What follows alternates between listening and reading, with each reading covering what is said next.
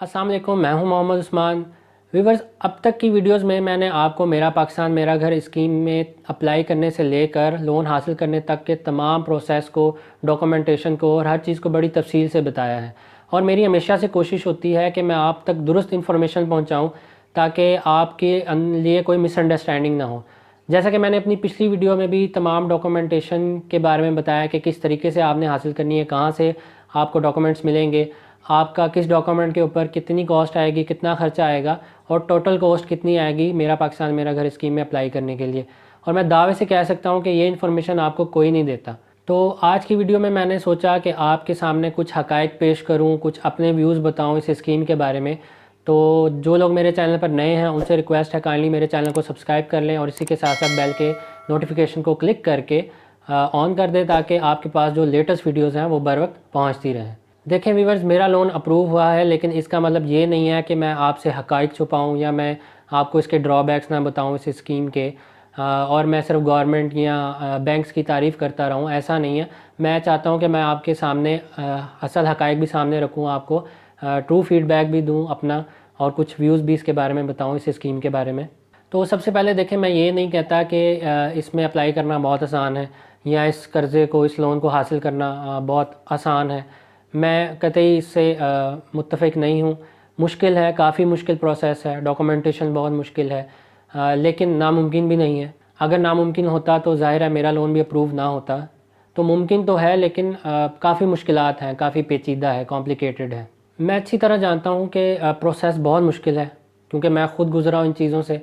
और मेरा personal view ये है कि प्रोसेस जो है वो आसान होना चाहिए, और इसके अलावा डॉक्यूमेंटेशन भी कम से कम होनी चाहिए ताकि कॉस्ट भी, ख़र्चा भी कम से कम हो इसके अप्लाई करने के लिए। मैं आपको सच बात बता रहा हूँ कि जितनी डॉक्यूमेंटेशन होती है कि आम तौर पर बंदा थक जाता है कि यार अभी ये डॉक्यूमेंट जमा करवाया था, अब नेक्स्ट की बारी आ गई, अब वो जमा करवाया, अब उसके बाद अगले की बारी आ गई।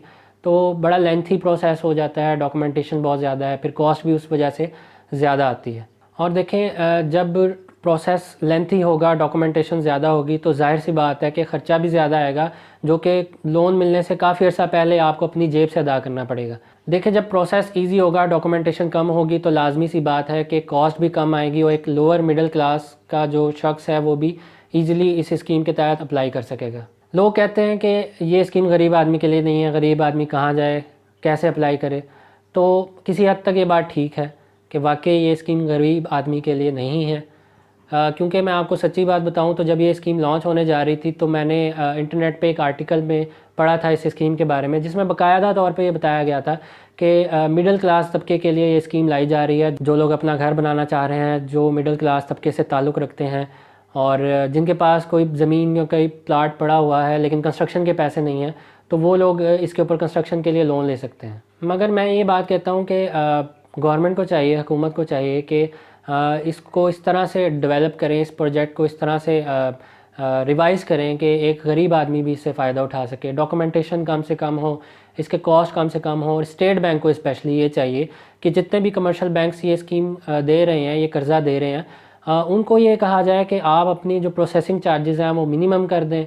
आप इसके अलावा जो और चार्जेस ले रहे हैं डिफरेंट रिपोर्ट्स की मद में, एवेल्यूएशन की मद में, वो आप ना करें या कम से कम करें जिसकी ज़रूरत है। एक्स्ट्रा मतलब कुछ चीज़ें ऐसी मैं आपको सच बताऊं जो मेरी समझ से बाहर है कि उनकी ज़रूरत भी नहीं है, लेकिन वो इस प्रोसीजर का हिस्सा है। तो मेरे ख़्याल में गवर्नमेंट को भी ये चाहिए, स्टेट बैंक को भी ये चाहिए कि वो एक यूनिफॉर्म पॉलिसी लेके आएँ सब बैंक्स के लिए, सब कमर्शियल बैंक्स के लिए, जिसमें उनका जो एक ख़ास तरीक़ेकार हो सिर्फ़ इस प्रोजेक्ट के लिए, मेरा पाकिस्तान मेरा घर स्कीम के लिए, कि वो उसी प्रोसीजर को फॉलो करें, वही डॉक्यूमेंटेशन हो, सिंपल से डॉक्यूमेंटेशन हो, प्रोसेस भी सिंपल सा हो। और सबसे इम्पॉर्टेंट चीज़ है टर्न अराउंड टाइम, जो कि कम से कम होना चाहिए। यानी कि अप्लाई करने से लेकर कर्ज़ा मिलने तक का जो टाइम ड्यूरेशन होता है वो बहुत ज़्यादा है।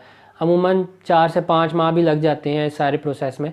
तो ये जो टर्न अराउंड टाइम है ये कम से कम होना चाहिए। आई थिंक 1 महीना 2 महीना इनफ बहुत हैं। 1-2 महीना, इसी 1-2 महीने के अंदर अंदर सारा प्रोसीजर कंप्लीट होकर आपको एक आम आदमी को लोन मिल जाना चाहिए। तो इस किस्म की कोई यूनिफॉर्म सी पॉलिसी होनी चाहिए। अब होता ही है कि जो इस स्कीम के तहत भी जो कमर्शियल बैंक्स लोन दे रहे हैं वो प्रोसीजर अपना ही फॉलो कर रहे हैं।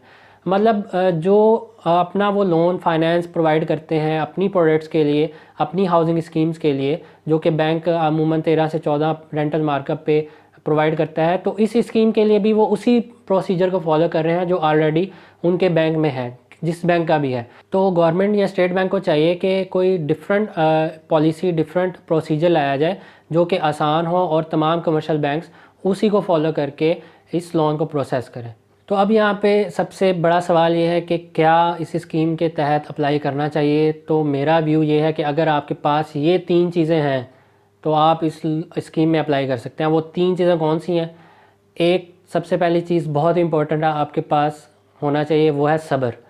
आपको सब्र करना आना चाहिए, आप सब्र कर सकते हो। दूसरा, आपके पास वक्त हो। और तीसरा, आपके पास इतने पैसे हों कि आप उस एप्लीकेशन प्रोसेस के लिए डॉक्यूमेंटेशन को सबमिट कर सकें, जमा कर सकें। आपके पास 50-60 हज़ार रुपये पड़े हों जो कि आप अप्लाई करते वक्त लगाएंगे, क्योंकि ये ज़रूरी नहीं है कि ये सारे पैसे यकदम आप लगाएंगे। आपका जो ये ख़र्चा है वो जितने भी ड्यूरेशन में ये प्रोसेस चलेगा वो थोड़ा थोड़ा करके लगेगा, लेकिन टोटल कॉस्ट तकरीबन 60 से 70 हज़ार तक की आ सकती है। तो इतने पैसे भी होने चाहिए। 3 चीज़ें आपके पास होनी चाहिए, सब्र, वक्त और पैसा। तो अगर ये 3 चीज़ें आपके पास हैं तो मेरे ख्याल में डेफ़िनेटली आपको अप्लाई करना चाहिए। आपको अगर अपने घर की ख्वाहिश है, आप अपना घर ख़रीदना चाह रहे हैं या आपके पास प्लाट है, कंस्ट्रक्शन करवाना चाह रहे हैं, तो आपको ज़रूर अप्लाई करना चाहिए। इसके अलावा देखें, आजकल के दौर में मेरा नहीं ख्याल कि कोई आपको इतनी बड़ी रकम उधार दे सकता है, लोन दे सकता है। कर्ज़े हंसना कोई नहीं देता। मतलब मैं अगर अपनी पर्सनल बात करूं तो मैंने भी कोशिश की थी कि मुझे किसी और सोर्सेज से लोन मिल जाए, लेकिन आप मैक्सिमम कितना लोन ले लेंगे? आप दोस्तों से, फैमिली से कलेक्ट कर भी लेंगे तो 2-3 लाख मैक्सिमम आप कर सकेंगे। अब 2-3 लाख में तो कंस्ट्रक्शन नहीं होती। और सेकंड चीज़ ये भी है कि वो 2-3 लाख आपने फिर जल्द से जल्द उनको वापस करना होगा, मैक्सिमम 1 साल के अंदर अंदर।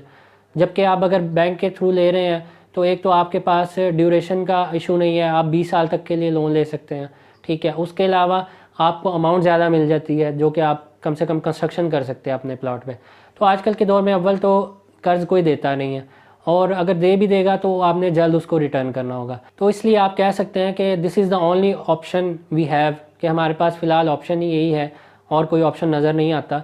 तो इसलिए मजबूरन हमें फिर इन्हीं स्कीम्स के ज़रिए से फिर अप्लाई करना पड़ता है लोन वगैरह लेने के लिए। तो अगर इस स्कीम के ज़रिए आपका अपना घर बनाने का ख्वाब पूरा हो सकता है तो कोई बुरी बात नहीं है, अच्छी चीज़ है। देखें, मैंने भी अपना घर बनाना था, मेरे पास काफ़ी अरसे से प्लॉट था, लेकिन कंस्ट्रक्शन के लिए पैसे नहीं थे।